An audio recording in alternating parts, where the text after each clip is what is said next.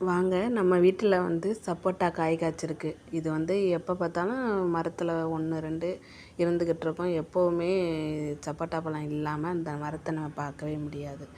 அந்த அளவுக்கு காய் நிறையாவே காய்ச்சிக்கிட்டே இருக்கும் வருஷம் ஃபுல்லாக.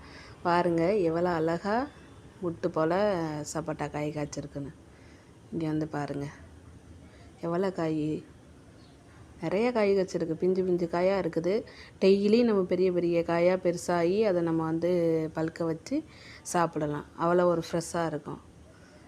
ஒவ்வொரு கொத்துலையுமே 3, 4 அப்படி வந்து இருக்கும். இதுனால் வந்து பழுக்க வைக்கிறது. இங்கே பாருங்கள் கீழே கிடக்கிறது எல்லாமே நல்லா பழுத்து கொட்டி கிடக்கு. நல்ல டேஸ்ட்டாக இருக்கும். நம்ம வந்து வீட்டிலையே காய்ச்சி நம்ம பழுக்க வைக்கிறனால நல்ல டேஸ்ட்டாக இருக்கும். இதுக்கு வந்து நம்ம உரம்னா ரொம்ப போடுறதில்ல. நம்ம தண்ணி இட்டால் மட்டும் போதும்.